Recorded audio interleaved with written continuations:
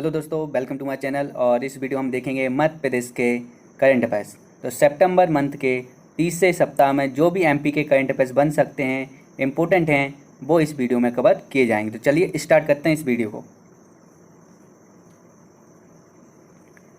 पहला क्वेश्चन है, हाल ही में गोवर्धन सिंह डांगी का निधन हो गया, वह कौन थे? तो देखिए, जो हाल ही में गोविंद सिंह डांगी थे, इनका निधन हो गया है और ये थे राजनेता, और ये राजगढ़ के ब्यौरा के सीट से कांग्रेस विधायक थे। और अब आपको पता होगा कि जो एमपी में उपचुनाव होंगे तो वो अब कितनी सीटों पे होंगे, तो वो होंगे 28। अगला क्वेश्चन है, हाल ही में किस जिले में जल जीवन मिशन के अंतर्गत जल संरचनाओं की स्वीकृति जारी की गई है? तो ये की गई है कहाँ पे? अशोकनगर जिले में। और देखिए, इसके बारे में जान लेते हैं। तो जो अशोकनगर जिले के अंतर्गत जो अशोकनगर, ईसागढ़ और मोगावली, चंदेरी, ये चारों जो विकास खंड हैं, इनके 50 गांवों में घरेलू नल कनेक्शन से पेयजल उपलब्ध कराया जाएगा। तो ठीक है, तो ये जो 4 विकास खंड हैं जो कि अशोकनगर जिले के अंदर आते हैं, इनके जो 50 गांव हैं उनमें जो नल कनेक्शन किए जाएंगे, जिससे कि उन्हें पेयजल उपलब्ध कराया जाएगा। और इसमें जो लागत आएगी वो आएगी 1642 लाख रुपए। ठीक है, तो कितनी आएगी? 1642 लाख रुपए इसमें आएगी खर्च। और इसमें कितनी जल संरचनाओं की स्वीकृति जारी की गई है? तो वो की गई है 18।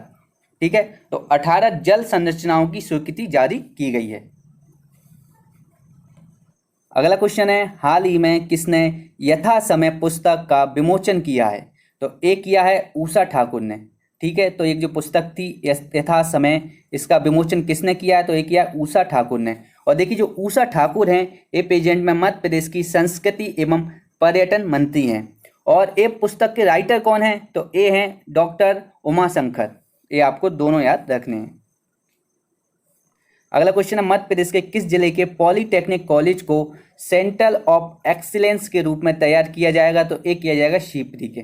तो शिवपुरी का जो पॉलीटेक्निक कॉलेज है, इसको सेंटर ऑफ एक्सीलेंस के रूप में तैयार किया जाएगा।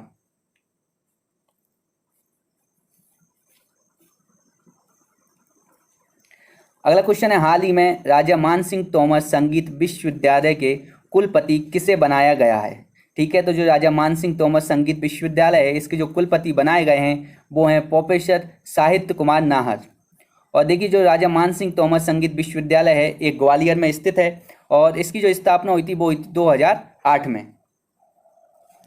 अगला क्वेश्चन है, हाल ही में प्रताप चांद का निधन हो गया, वे कौन थे? तो देखिए, अभी हाल ही में जो प्रताप चांद थे, इनका निधन हो गया है, और ये पत्रकार थे। ठीक है, तो ये पत्रकार थे और एक इंदौर के रहने वाले थे। और ये किस संस्था के लिए काम करते थे, किस समाचार पत्र के लिए? तो ये करते थे यूएनआई के लिए। यूएनआई का फुल फॉर्म होता है यूनाइटेड न्यूज़ ऑफ इंडिया के लिए।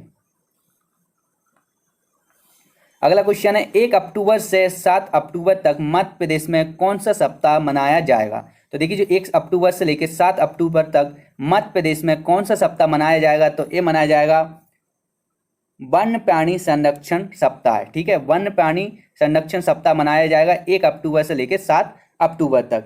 और देखिए, जो वन अधिकार उत्सव है, ये मनाया जाएगा भोपाल में। और ये कब मनाया गया है? ये मनाया जा चुका है, तो ये भोपाल में मनाया जा चुका है 19 सितंबर को। ठीक है, 19 सितंबर को भोपाल में मनाया गया वन अधिकार उत्सव।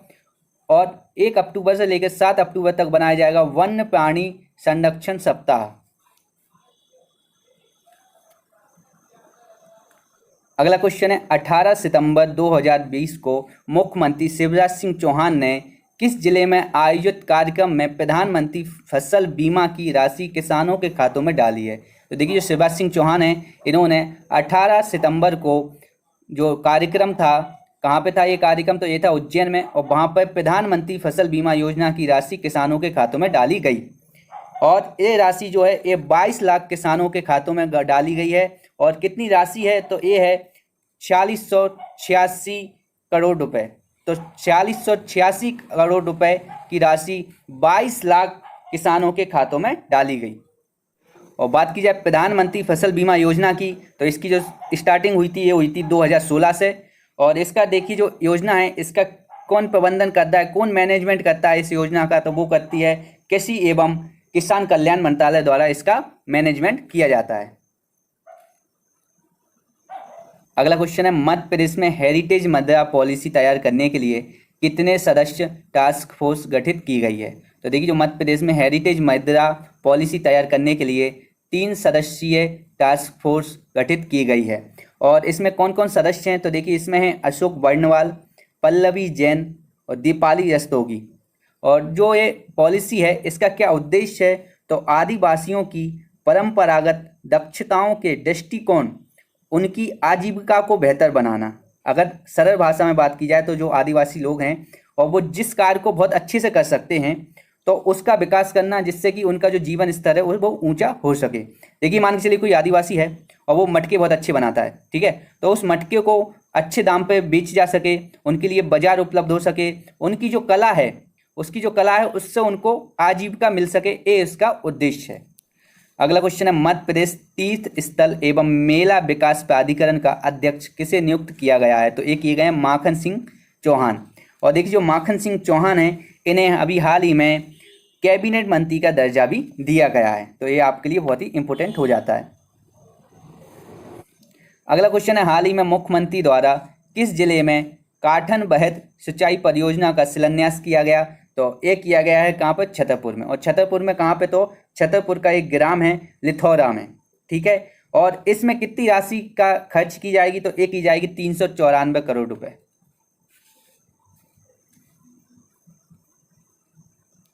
अगला क्वेश्चन है किस जिले के भीमकुंड को पर्यटन स्थल बनाने की घोषणा की गई है। तो एक ही गई छतरपुर। तो देखिए छतरपुर जिला है इसमें है भीमकुंड और इसको पर्यटन स्थल बनाने की घोषणा की गई है। अगला क्वेश्चन है सिंगापुर की साइकोलॉजिस्ट मध्य प्रदेश के खिलाड़ियों, प्रशिक्षकों एवं स्पोर्ट्स लीडरों को प्रशिक्षित करेंगी। तो इनका नाम क्या है, तो इनका नाम है संजना किरण। तो जो संजना किरण है ये कहाँ की है, तो ये है सिंगापुर की। और बात की जाए कि ये प्रशिक्षण क्यों दिया जा रहा है, इसका क्या उद्देश्य है, तो इसका उद्देश्य है कि वर्तमान में खेलों में आधुनिक खेल विज्ञान की तकनीकों का इस्तेमाल और उनकी जानकारी खिलाड़ियों और प्रशिक्षकों को देना इसका उद्देश्य है। अगला क्वेश्चन है हाल ही में राज्य सरकार ने स्व सहायता समूहों के लिए बैंकों के माध्यम से ऋण सीमा कितनी बढ़ा दी है। तो ये बढ़ा दी है 1400 करोड़ रुपए, ठीक है। और पहले कितनी थी, तो ये देखिए पहले थी 300 करोड़ रुपए और अब इसको बढ़ा के कर दिया है 1400 करोड़ रुपए। और ये है क्या बेसिकली, तो देखिए जो स्वयं सहायता समूह हैं, एनजीओ वगैरह होती हैं, उन्हें बैंकों के माध्यम से जो ऋण की सीमा निर्धारित की गई है उसको बढ़ा दिया है। तो अब कितना कर दिया, 1400 करोड़ रुपए। अगला क्वेश्चन है हाल ही में राज्य सरकार ने कितने औद्योगिक क्षेत्रों का विस्तार करने का निर्णय लिया है। तो ये लिया 4। तो 4 औद्योगिक क्षेत्रों का विस्तार किया जाएगा और ये किस जिले के होंगे, तो ये होंगे आगर मालवा के। और ये जो 4 औद्योगिक क्षेत्रों का विस्तार किया जाएगा वो कौन कौन से हैं, तो देखिए वो हैं आगर, बड़ौद, सुसनेर और नलखेड़ा। ये 4 जो औद्योगिक क्षेत्रों का विस्तार किया जाएगा। अगला क्वेश्चन है मध्य प्रदेश राज्य ग्रामीण आजीविका मिशन के तहत मध्य प्रदेश में कितने स्व सहायता समूहों का गठन किया गया। तो देखिए जो मध्य प्रदेश है, मध्य प्रदेश में राज्य ग्रामीण आजीविका मिशन के अंतर्गत मध्य प्रदेश में कितने स्व सहायता समूहों का गठन किया गया। तो ये किया गया है 3 लाख से अधिक। इसका आंसर 3 लाख से अधिक है। अगला क्वेश्चन है एक जिला एक उत्पाद योजना के अंतर्गत अगले 4 साल में कितनी राशि खर्च की जाएगी। तो देखिए जो मध्य प्रदेश है एक जिला एक उत्पाद योजना के अंतर्गत अगले 4 सालों में 7440 करोड़ रुपए खर्च करेगा। इनकी राशि आपको याद रखनी है क्योंकि जो व्यापम है वो कहीं से भी क्वेश्चन उठा लेता है। अगला क्वेश्चन है हाल ही में मध्य प्रदेश राज्य की कितनी खेल अकादमियों को खेलो इंडिया के तहत चुना गया है। तो ये चुनी गई हैं 3। तो जो मध्य प्रदेश की 3 अकेडमियां हैं इनको खेलो इंडिया के तहत चुना गया है। और ये कौन कौन सी हैं, तो देखिए एक है मध्य प्रदेश राज्य शूटिंग अकेडमी, दूसरी है रोइंग राज्य शूटिंग अकेडमी और तीसरी है हॉकी अकेडमी। ये 3 अकेडमी हैं। तो ये देखिए ये हैं मध्य प्रदेश राज्य शूटिंग अकेडमी, रोइंग राज्य शूटिंग अकेडमी और हॉकी अकेडमी। ये तीनों को चुना गया है। और देखिए इससे क्या होगा कि जो देश के विभिन्न राज्यों के जो खिलाड़ी हैं वो यहाँ पे आके उनको प्रशिक्षण दिया जाएगा। और देश के 6 राज्यों को ये चुना गया है खेलो इंडिया के तहत, उनमें से मध्य प्रदेश भी एक है। और जो खेलो इंडिया योजना है इसमें जमीनी स्तर पर खेलों के विकास एवं प्रोत्साहन के लिए यह योजना प्रारंभ की गई है। अगला क्वेश्चन है हाल ही में कहाँ पर एमएसएमई का सेंटर विकसित किया जाने का निर्णय लिया गया है? तो ए की जाएगी बैरसिया भोपाल में। ठीक है, तो जो एमएसएमई है इसका जो सेंटर विकसित किया जाएगा वो किया जाएगा बैरसिया भोपाल में। और देखिए जो एमएसएमई है इसका फुल फॉर्म क्या होता है? तो micro small and medium enterprises. और इसके जो अभी प्रेजेंट में मंत्री हैं वो हैं ओम प्रकाश सकलेचा। अगला क्वेश्चन है, हाल ही में मध्य प्रदेश प्रदूषण नियंत्रण बोर्ड का ऑफिस किस जिले में हस्तांतरित किया गया है? तो एक किया जा रहा है मंडीदीप रायसेन में। पहले ये भोपाल में था लेकिन अब इसको मंडीदीप रायसेन में इसका ऑफिस को शिफ्ट किया जा रहा है। और बात की जाएगी प्रेजेंट में मध्य प्रदेश प्रदूषण नियंत्रण बोर्ड के अध्यक्ष कौन हैं? तो ए हैं महेंद्र सिंह ढाकर। अगला क्वेश्चन है, किस जिले में ऑडिटोरियम हॉल का भूमि पूजन किया गया? तो एक किया गया है रायसेन में। तो देखिए जो रायसेन जिला है यहाँ पे बना जाएगा ऑडिटोरियम हॉल। और इसमें कितनी लागत आएगी? तो इसमें आएगी 1,33,00,000 रुपए। अगला क्वेश्चन है, हाल ही में मुख्यमंत्री द्वारा किस जिले की कयामपुर माइक्रो इरिगेशन सिंचाई परियोजना के लिए स्वीकृति प्रदान की गई है?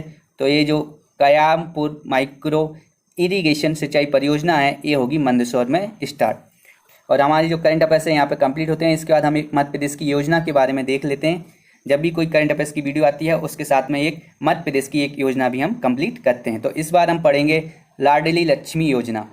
तो जो लाडली लक्ष्मी योजना है ये लागू हुई थी 1 अप्रैल 2007 से। और इसका उद्देश्य क्या है? तो देखिए बालिका जन्म के प्रति जनता में सकारात्मक सोच लाना, लिंग अनुपात में सुधार लाना और बालिकाओं को शैक्षणिक स्तर तथा स्वास्थ्य की स्थिति में सुधार लाना इसके उद्देश्य हैं। अब इसके बाद बात की जाए कि इसके क्या क्या लाभ हैं। तो देखिए अगर कोई बालिका है और वो कक्षा 6 में प्रवेश करती है तो उससे 2,000 रुपये की राशि दी जाएगी। और अगर वो कक्षा 9 में प्रवेश करती है तो उसे 4,000 रुपये की राशि दी जाएगी। और अगर वो कक्षा 11 में प्रवेश करती है तब उसको 7,500 रुपये दिए जाएंगे। और इसके बाद अगर वो उच्च शिक्षा ग्रहण करती है तो उसे प्रति माह 2,000 रुपये दिए जाएंगे लाडली लक्ष्मी योजना के तहत। और इसके बाद जब 21 वर्ष की आयु की समाप्ति के बाद उसे 1 लाख से ज़्यादा की जो शेष राशि बचेगी उसका भुगतान भी किया जाएगा। और यहाँ पे हमारी जो करंट अफेयर्स की वीडियो है ये कंप्लीट होती है। अगर आपको मेरी वीडियो अच्छी लगी हो तो इसको लाइक कीजिए और ज़्यादा से ज़्यादा इसको शेयर कीजिए। अगर आप ज़्यादा से ज़्यादा इसको शेयर करेंगे तो मैं कुछ और भी जो वीडियोज़ हैं वो भी लाने की कोशिश करूँगा। और अगर आप मेरे चैनल पर नए आए हैं तो चैनल को सब्सक्राइब कर लीजिए, बेल आइकन को दबा लीजिए जिससे कि मैं जब भी अपनी वीडियो अपलोड करूँ तो उसका नोटिफिकेशन आपको आता रहे।